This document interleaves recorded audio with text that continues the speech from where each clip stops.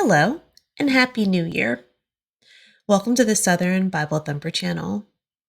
In this upload, we will be reading 1 Samuel chapter 11. The story begins in 1 Samuel chapter 8. Israel was unhappy with the leadership of Samuel's two sons, who were wayward, they were taking bribes, they were perverting justice. Israel demanded a king in chapter 8. In chapter 9, God tells Samuel that a guy named Saul is going to be king of Israel. In 1 Samuel chapter 10, Samuel anoints Saul to be king over all of Israel. Now we're here at 1 Samuel chapter 11.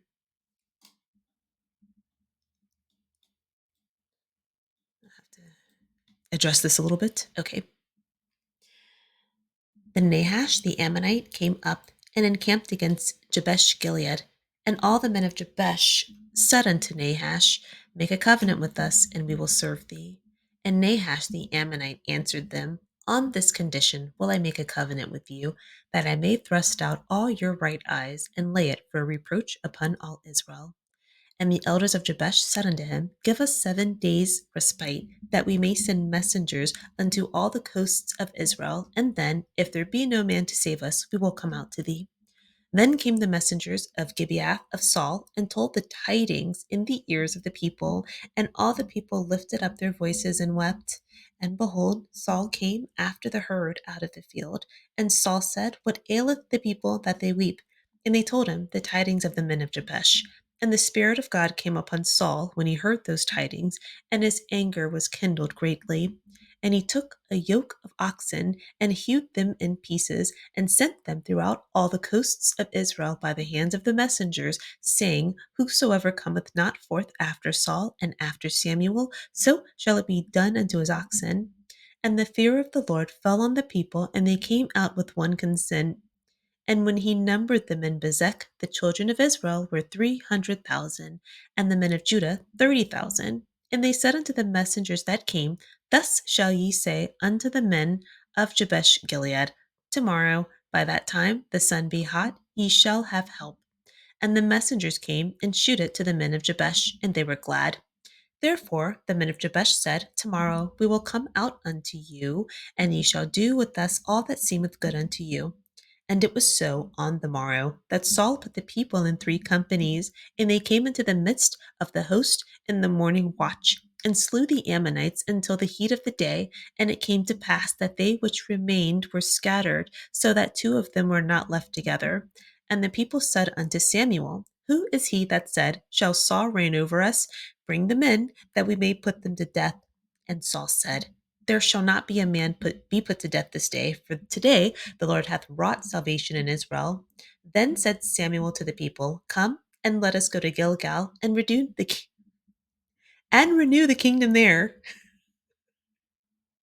And all the people went to Gilgal, and there they made Saul king before the Lord in Gilgal, and there they sacrificed sacrifices of peace offerings before the Lord, and there Saul and all the men of Israel rejoiced greatly. Summarizing 1 Samuel chapter 11, a man named Nahash led his people, the Ammonites, to surround an Israelite territory called Jabesh Gilead. The Israelites living in this territory tell this man Nahash, Make a treaty with us and we will serve you. Nahash says, The only way that we're going to accept your surrender is if you allow us to gouge out the right eyes of all your people. The men of Jabesh quickly change their mind, and they tell him, Nahash, the Israelites tell this man, allow them to have 7 days to contact their relatives, the Israelites, to see if they can get help. In a situation like this, where a group of people are surrounding another, the only options are war or surrender. Actually, Nahash was being kind to allow them 7 days to contact Israel. The men of Jabesh sent messengers to carry this news along to Saul. The messengers told the people of Gibeah, the territory that Saul was living in, they tell the people that were around outside about this incident with Jabesh. The people began to cry. Saul inquired what was going on, and when he learned about this news with the Israelites in Jabesh, he got angry. I just want to point this out because it's a small detail, but the reason why this is important to point out is because we credit God with a lot of things, but if God doesn't say he did something, we have to rely on the writer. Saul didn't say the Spirit of God rushed upon him, and God didn't confirm that he inspired Saul. Not saying that he didn't. Do we understand that adding this information in makes it seem like God just came down and touched Saul and he was ready to fight? So I'm not going to highlight it every single time, but unless unless God says he did something, unless a character gives credit to God, that's just something to pay attention to. So, okay. The Israelites living in Jabesh are having this problem with this group of Ammonites who want them to surrender. The people of Jabesh, they send messengers to Saul and ask him to, if the Israelites will help. In verse 7, Saul takes a yoke, which is a device that's placed on the necks of cattle to help transport heavy items. He took this yoke and he broke it into pieces with a threat to the other groups of other tribes of Israel, saying, if you don't come assemble and help us with this incident, this is what's going to happen to your cattle. We're going to break your cattle up like this yoke. So we have here, verse 7, the dread of the Lord fell upon the people. Again, the dread of the Lord, we have to rely on the writer to believe that the dread of God fell on people. Okay. But whatever happened, all 12 tribes ended up showing up.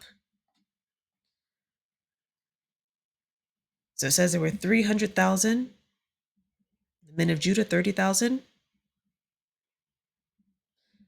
So the messengers that came and reported what was going on with Jabesh, Saul tells them in verse 9, tell your people tomorrow that by the time the sun is hot, you're going to have some help. So in verse 10, the men of Jabesh tell the Ammonites that are trying to force this agreement, force them into servitude. They tell the Ammonites, hey, we're going to go ahead and surrender. In verse 11, Saul devises a strategy, dividing his army into three groups, and they defeat the Ammonites badly. So in verse 12, the Israelites said to Samuel, there's who is it that said, shall Saul reign over us? Bring the men that we may put them to death. So what this is referring to is in the previous chapter when Saul was anointed. See this in the New Living Translation. So when Saul was anointed to be king in the last chapter, there were some dissidents who were immediately negative and jealous and wouldn't support him. So what this is saying, after Saul led Israel to victory, people were saying to Samuel, those men that doubted Saul, let's bring them up here so we can put them to death. But Saul is gracious. And he says, not a man should be put to death, for the Lord has worked salvation in Israel. So he's giving credit to God. But the reason why this is different is because Saul, one of the characters in the story, is mentioning what God did. And I still kind of feel like God didn't say he did it, but at least one of the characters are saying this.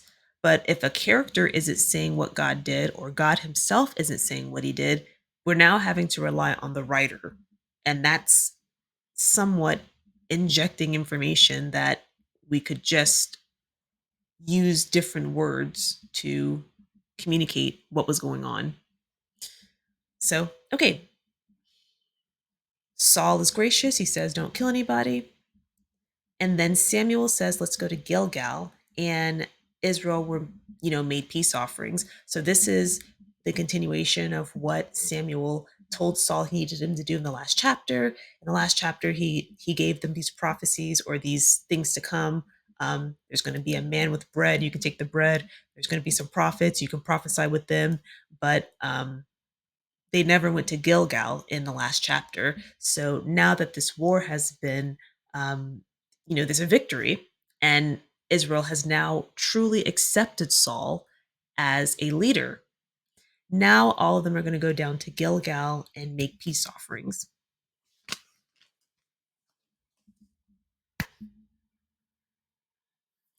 Thank you so much for clicking on the video. I love you,